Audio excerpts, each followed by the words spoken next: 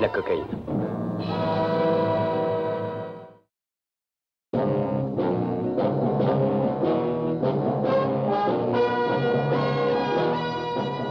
Tous les gouvernements ont leurs services secrets. En Amérique, c'est le CIA. En France, le 2e bureau. En Angleterre, le M15. L'organisation atlantique a le sien aussi. Dans les cas difficiles, on fait appel à moi ou à quelqu'un dans mon genre. Oh, je me présente. Je m'appelle Drake. John Drake.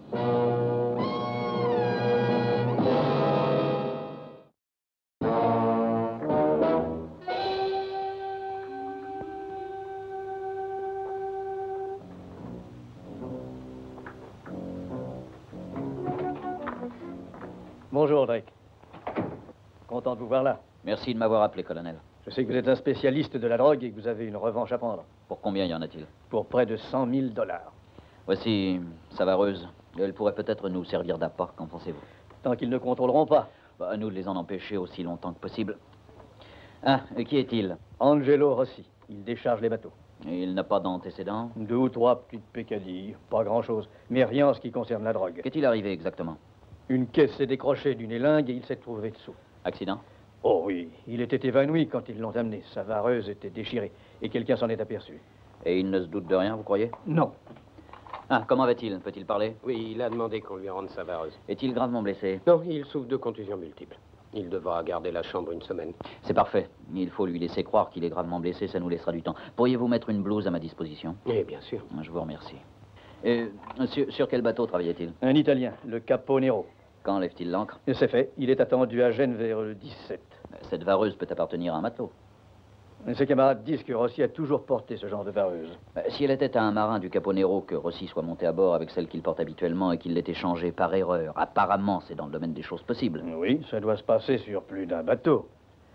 Nous croyons que le point terminus à Gênes est contrôlé par un important personnage. Nous pourrions le faire surveiller. Seulement, nous pensons qu'il peut appartenir à un milieu social contre lequel nous serions impuissants. Vous avez politiquement les mains liées, colonel. Dans cette affaire de drogue, il serait, je crois, préférable que j'opère seul, s'il n'y a pas d'objection.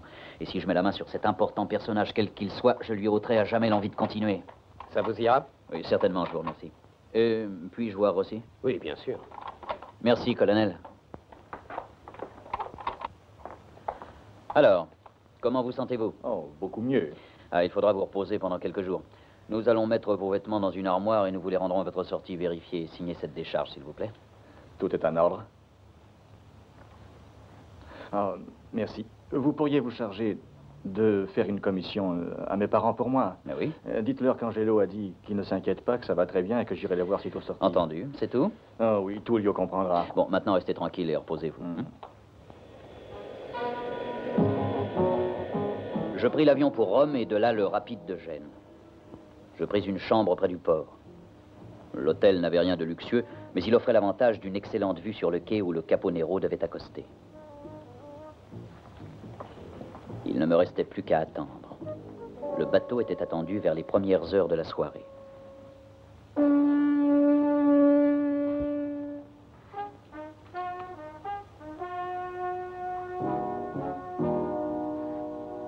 L'équipage ne descendit à terre que vers minuit.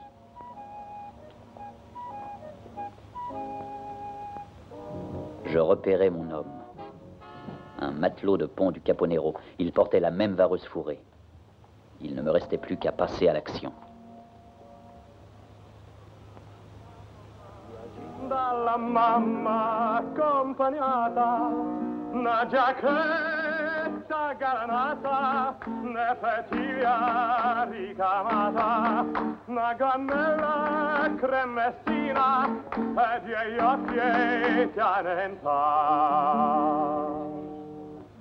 E la bella Sorrentina, la centeglia nomena.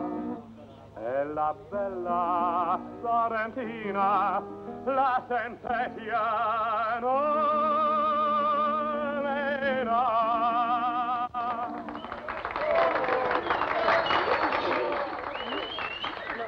Edith, j'ai un objet d'art ici. M'intéresse pas. Une montre suisse en or montée sur 18 rubis, vous voulez voir? Non, merci, j'ai dit. Attendez, 10 000 lire, c'est un cadeau, pas vrai? J'ai déjà dit non. Oh, vous fâchez pas, quoi.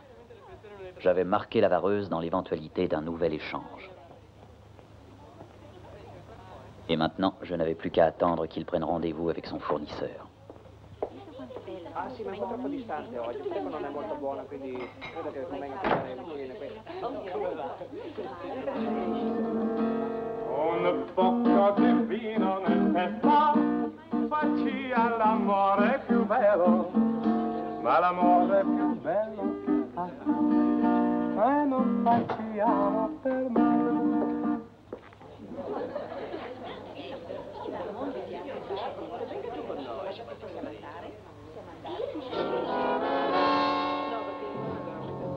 Ça y était, le contact avait été établi, l'échange avait été fait.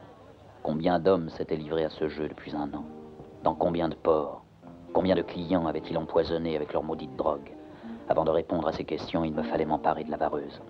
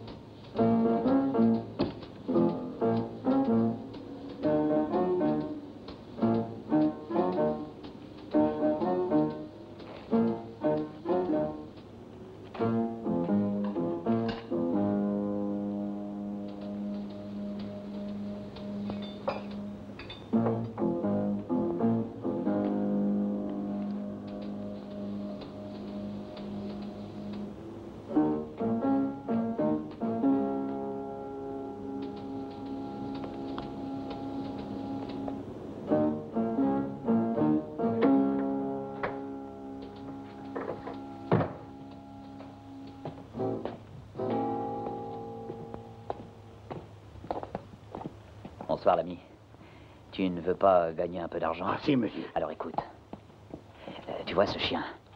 Tu n'as qu'à cogner à la porte, là, à l'intérieur. Il y a un marin, il est plein d'argent, il vient de débarquer. Il peut l'acheter pour l'offrir à sa petite amie. Et combien il faut que je demande? 10 $, et ne te laisse pas avoir, surtout. Compris, oui.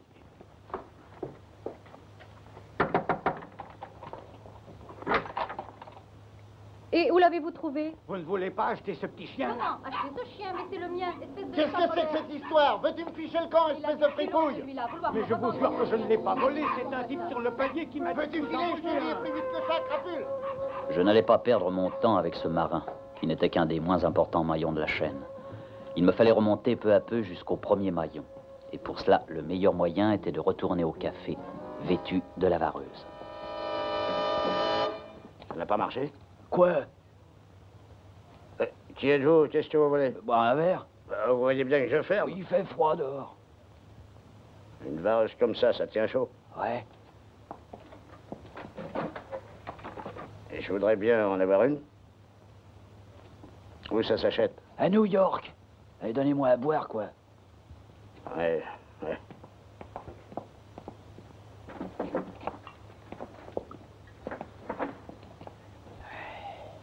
Et payez-moi tout de suite, je vais baisser le rideau. Ouais.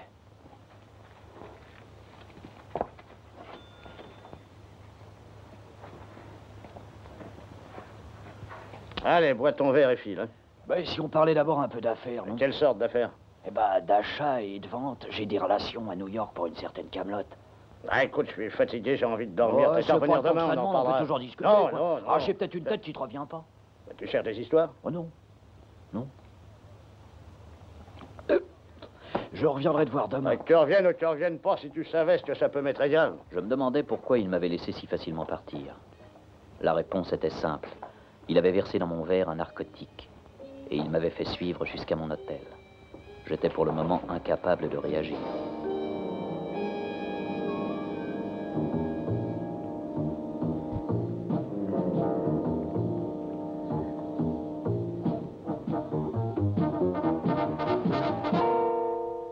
Comment est-ce que vous vous sentez? Qu'est-ce qui s'est passé? Vous vous êtes battu. Tenez, ça vous fera du bien. Je suis venu comment? Mon mari vous a ramassé. Vous vous êtes battu auprès du port. Oui, ma vareuse. Où est-elle? Où l'avez-vous mise? Il disait que vous leur aviez volé. Ils l'ont prise. Quand mon mari est arrivé, ils se sont tous enfuis. Vous étiez évanoui au milieu du quai et il vous a ramené jusqu'ici.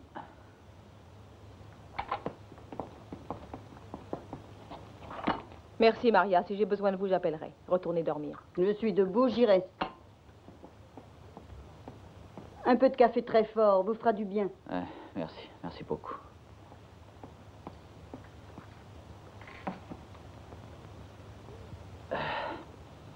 Je suis là depuis combien de temps? 2 ou peut-être 3 heures. Vous vous sentez mieux? C'est du bon café. Comment vous appelez-vous? Que faisiez-vous à Gênes? Vous n'êtes pas italien? Oh, disons que j'ai manqué mon bateau. Je suis resté à quai. Ça vous rappelle un mauvais souvenir? Oh non, rien d'extraordinaire. J'avais pris une cuite. Le maître d'équipage m'a réglé mon compte. À Naples, il y a un mois de ça. Pourquoi Pourquoi avez-vous volé cette vareuse? Bah, les nuits sont assez froides ici et le gars était au chaud avec une fille. Il n'en avait plus besoin. Je peux fumer? Bien sûr.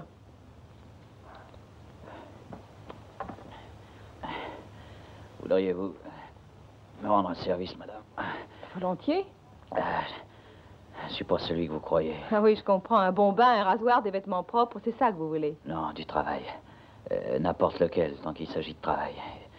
Peut-être que votre mari pourra m'en trouver, non? Ah, mais il n'est pas à Gênes. Pourtant, vous avez dit qu'il m'avait ramené ici. Oui, c'est lui, en effet, qui vous a ramené ici. Mais voyez-vous, cette malencontreuse histoire lui a pris beaucoup de temps et a un petit peu retardé son départ pour Rome. Eh bien, il ne me reste que... Qu'y a-t-il? Vous vous sentez mal? Oh, c'est rien. Je vais prendre l'air. Après, ça ira mieux. Craignez rien. Vous devriez vous asseoir.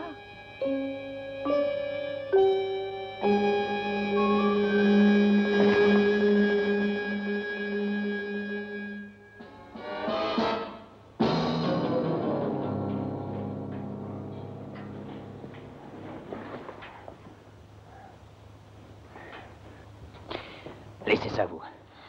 Où les avez-vous trouvés? Je les ai volés. Quelqu'un est entré ici cette nuit. Qui est-ce?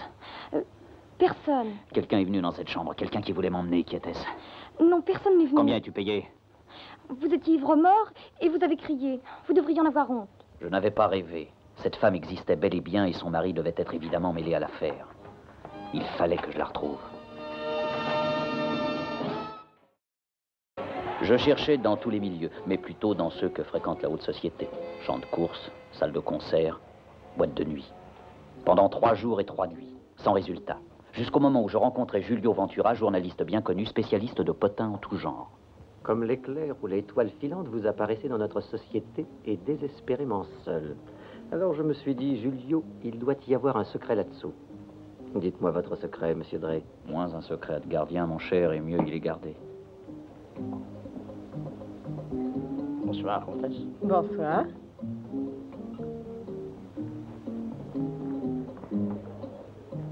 Cette femme qui vient d'entrer, vous la connaissez? Une femme? Dites un ange. La comtesse Francesca Scalafino. Une comtesse? Elle plane, comme on dit, bien au-dessus des misères terrestres. Et le comte? Cet individu avec elle n'est pas son époux. Mais qui est-il? Oh, un ministre d'État, il n'est rien pour elle. Il a pourtant l'air de la serrer de près. Ah, s'exhiber avec elle doit servir ses intérêts. Mais le comte, son époux, oh, c'est un homme qui sait se placer dans les bonnes affaires. Et l'on dit que... Eh bien, il paraît... Bon, je ne suis pas de ceux qui s'intéressent au cancan. Présentez-moi. Ça va rendre furieux notre ministre. Enfin, venez avec moi. Francesca, mon cher ange. Bonsoir, Vous Julio. êtes de plus en plus adorable. Permettez que je vous présente un de mes bons amis d'Amérique, monsieur John Drake, comtesse Scalafino. Le ministre d'État Giordano. Giacondo. Ne nous sommes-nous pas déjà vus, monsieur Drake? Non, et je le regrette. Comment aurais-je pu l'oublier? Oh, il ne peut y avoir cependant 2 hommes tels que vous. Extrêmement intrigant. J'étais venu dans l'espoir d'entendre parler du dernier scandale ministériel et... Quel scandale? Celui qui concerne votre ministère, bien entendu. Nous admettons les joyeuses plaisanteries des journalistes, mais... Je suis très sérieux. On dit que le Premier ministre aurait... Mais vous êtes au courant, je présume. Je vous prierai de m'excuser pour un moment, comtesse. Monsieur? Veuillez vous asseoir. Merci. Peut-être pourrais-je vous rafraîchir la mémoire. Il y a eu une bagarre, un vol de vareuse. À moins que vous préfériez ne pas vous en souvenir. Si je vous avais déjà vu, je vous le dirais, vous n'êtes certainement pas de ces femmes qu'on oublie. J'aurais aimé vous en convaincre. Ah, et voici Vicento. Nous dansons. Excusez-moi. Permettez.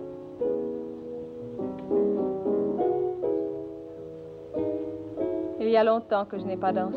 Votre mari ne danse pas? Autrefois, quand nous étions fiancés. La vie était tellement différente de ce qu'elle est. Où l'avez-vous connu? À Naples, sur le bas-port. Sur le bas-port? Oui, j'y suis née.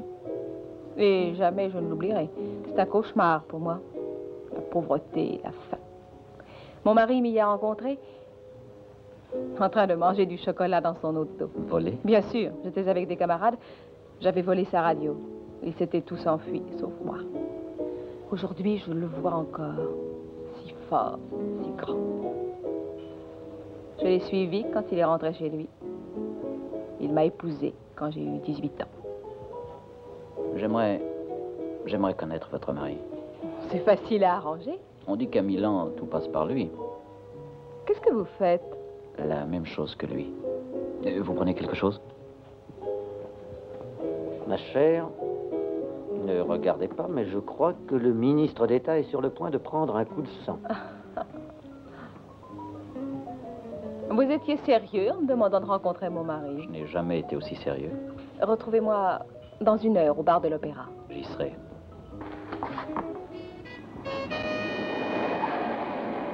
J'allais enfin connaître son mari, l'homme qui dirigeait dans l'ombre toute l'organisation. Pourvu qu'il ne me fasse pas faux bon.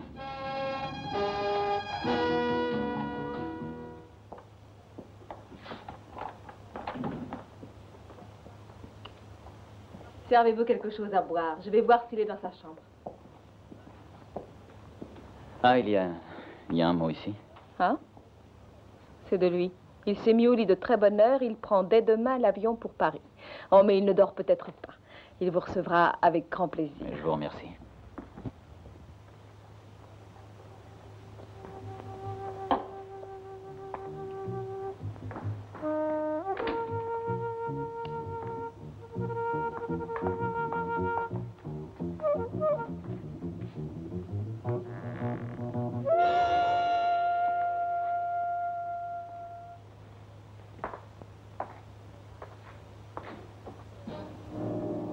Mon mari est mort depuis 4 ans.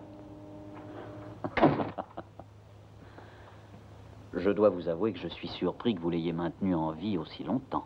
Non, c'est assez facile. Sa vie se passait en voyage. Je me suis contentée d'excuser ses fréquentes absences. Pourquoi? Vous croyez sincèrement que ses collaborateurs auraient obéi à une femme? Mon mari leur faisait peur. C'était un chef. Et progressivement, j'ai fait de lui un être de légende. Une très profitable légende. Quand on a connu la misère, on se soucie assez peu d'où vient l'argent. Aussi longtemps qu'on n'en manque pas. Mon mari m'a tiré du ruisseau. Il m'a traitée comme une vraie princesse. Grâce à lui, j'ai eu tout ce que je voulais. Ce sont ses clients qui payaient la note.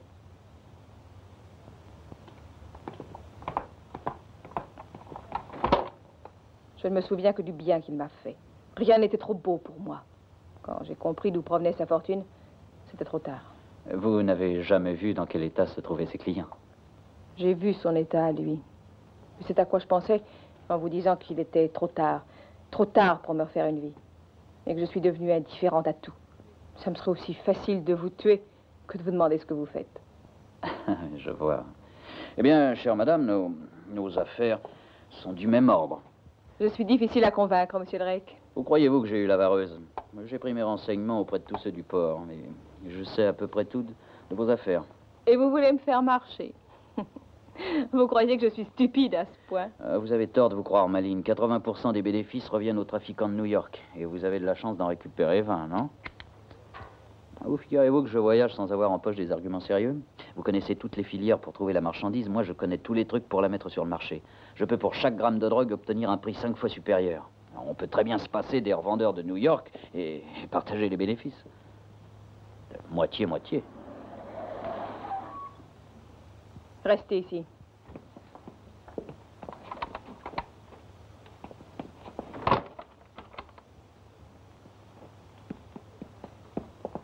Il est dans ma chambre, là-haut. Je n'en espérais pas tant. Julio, je sais pourquoi il est venu à Gênes. Il t'a dit tout? Il veut que l'on s'associe, placer toute notre marchandise. Il dit qu'il a beaucoup de relations aux États-Unis et qu'il traitera avec nous moitié-moitié. Petite Francesca, mon ange, si naïve, tu es une femme de cœur, pas de tête. Mais Julio, ça peut très bien marcher. Non, ton jeune ami est de ceux qui ne travaillent que pour eux-mêmes. Aujourd'hui, il s'associe à 50%, mais il n'en restera pas là. Dans 3 mois, ce sera 75, puis 100%.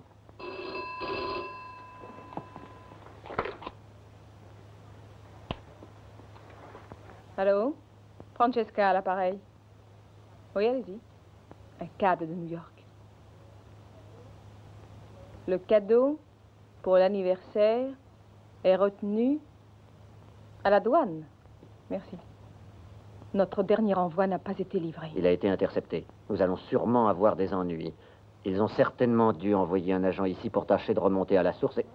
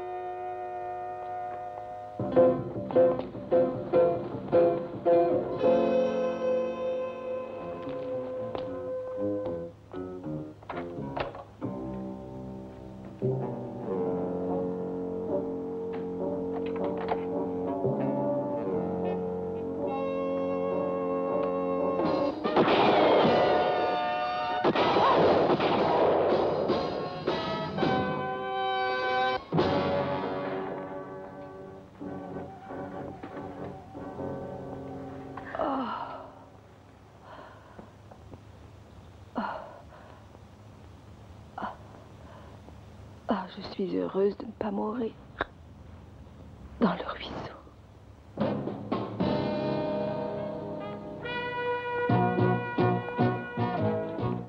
L'angélique Francesca, comtesse des ruisseaux de Naples.